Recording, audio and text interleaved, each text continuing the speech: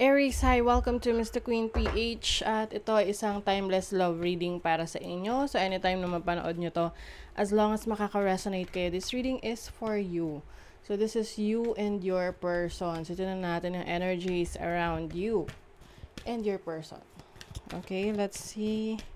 So this is a general reading. Just take what resonates. Watch your sun, moon, rising, Venus for other messages. And thank you sa lahat ng mga sumusuporta dito sa ating channel.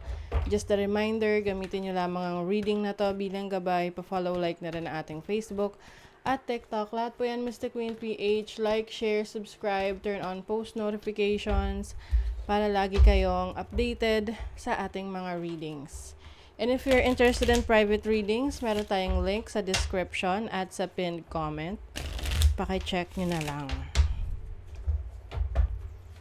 Okay, let's see you and your person.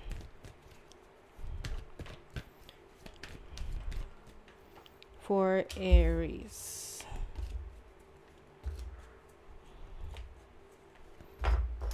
Okay.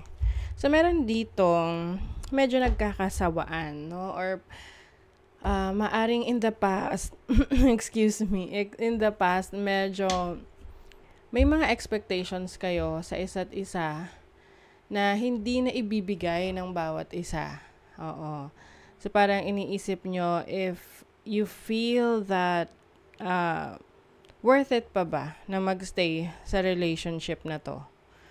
So, maaring, I see this as more on sa sa person mo, no?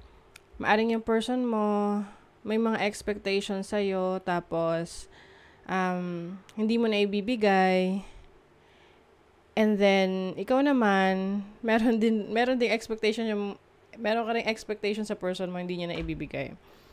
Pero binibigyan mo siya ng chance, no? Parang binibigyan mo siya ng chance na na-i-improve yung sarili niya. However, itong person mo, hindi niya sinasabi na meron siyang mga frustrations or expectations sa'yo. So, parang medyo kulang sa communication dito. Pero you love each other, no? Mahal niyo naman yung isa't isa. Meron lang ditong parang kung sana ganito siya, kung sana gagawa niya to, ganon. Okay, so let's see. What is the Four of Cups? Four of Swords. Oh. Parang medyo nagkakalabuan, no? Pwedeng yung iba sa inyo, matagal kayong hindi nagkausap or pwedeng nag-iiwasan muna kayo. Hindi pa kayo parang wala masyadong heart-to-heart talk dito. Parang, kung ano yung mga kailangan yung gawin sa relationship, you will do it. But, meron kayong issue na hindi nyo inaayos. What is the Moon? I feel like yung person mo, parang siya, medyo secretive, no? Hindi siya masyadong expressive sa feelings niya. The Hanged Man. I think your person is rethinking about the situation. Pwedeng siya yung umiiwas. Oo. Tapos parang ikaw, gusto mong bigyan ng chance. Yung person mo. Kumbaga, ikaw yung mas umiintindi sa kanya. What is the Temperance? Mahal mo pa siya eh. Oo. Committed ka sa person mo. Pero sa kanya kasi, I don't know, siguro meron din siyang personal niyang problema sa ibang bagay. And pwedeng hindi niya na-share sa'yo yan, yung totoong feelings niya. Pwedeng may issue siya sa parents, sa family niya, sa ibang kaibigan. What is the Queen of Cups? Queen of Wands. I feel like may mga bagay na pinagsasamahan kayo na nai-enjoy nyo pareho. Let's say pareho kayo mahilig mag-travel. Sa pamamagitan nun, dun nyo na napapatatag yung relationship, yung connection ninyo. What is the Three of Wands? In the near future, there's definitely growth in your relationship, but I see someone kasi na parang merong i-explore about sa buhay niya eh. So, pwedeng ikaw to or the person that you're dealing with. Ooh, it's the death card.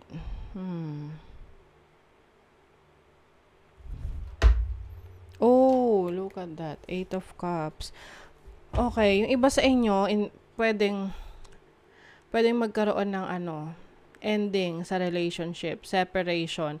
Pero hindi to yung tipong masakit na separation, no? Na sobrang devastating. Na unexpected, na tipong may betrayal. Walang ganun eh. Ang nakikita ko rito is pwedeng na-outgrow nyo yung isa't isa. Na pwedeng matagal na kayong nasa relationship. Tapos, na-feel nyo na parang may kanya-kanya na kayong gustong i-pursue sa buhay.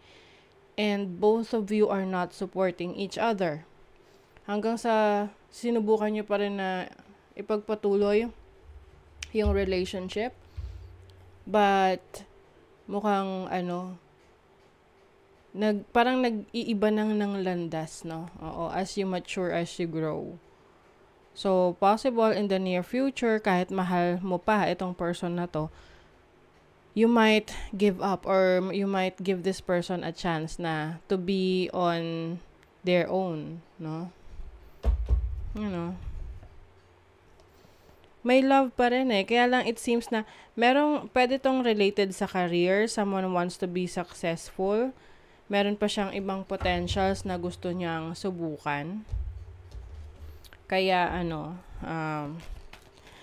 mo yung feeling na na yung pagkakaroon ng relationship nagiging hadlang sa pag-grow ng isang individual. Ganon. Kahit mahal nyo pa yung isa't isa. Ayan o, change, healing, coming to light. So, I think you are both realizing yung situation nyo. Yeah. Andun pa rin naman yung feelings, you still love each other. Alam niyo yung kanta na farewell, yung ganon. Pero, romantic connection version. Hindi farewell to you, my friend. Hindi, baga farewell to you, my lover. Ayan no, shocking news. Pwede ito yung mga hindi dinidiscuss. Hindi nyo dinidiscuss na sinasarili nyo lang, na nararamdaman nyo na something is changing, something is evolving. You're not the same person from the time na nakilala mo siya. Same with your person. Yeah. I feel like there's a time that you tried. May mga pagkakataon pa nga na nagbabakasyon kayo together, ganun. Para i-rekindle yung relationship. But it seems na yung person mo, siya yung medyo mas naaalangan sa situation. Maaring meron siyang gustong i-pursue sa buhay niya. Pwede rin gusto niya mag-abroad. Pwedeng gusto niyang may explore on your person's own. No? Siya lang yung sa tingin niya na para going solo, ganyan. Example, nasa love team kayo, no? Parang sila, yung parang Katniel, 'di ba? Na nasa love team, tapos over time, nag-grow sila. Tapos may kanya-kanya na silang gustong i-pursue sa buhay. So, they need to separate para mas mag-bloom at mag-grow sila. Ganon. So, possible, ganyan ang inyong pinagdadaanan ngayon. Where is this relationship going? Oh. Sa una, it seems na mahirap, no? With the 5 of Pentacles. Lalo na kapag may mga ginagawa kayo together na nakagawian nyo na, ng mga activities. But eventually, no, I see you becoming successful. Na sa kanya-kanya nyong larangan, sa kanya-kanya nyong buhay. So, kung may pagkakataon na magkita kayo ulit, you have a lot of things to talk about, no? Yung mga pinagdaanan nyo na mga challenges para maabot nyo yung goals nyo. Kasi may wish fulfillment dito eh.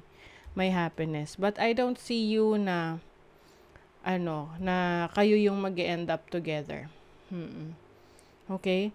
So, syempre, hindi naman mag-resonate yan para sa lahat. So, just take what resonates. Okay? So, this is your reading, Aries. Thank you so much. Bye!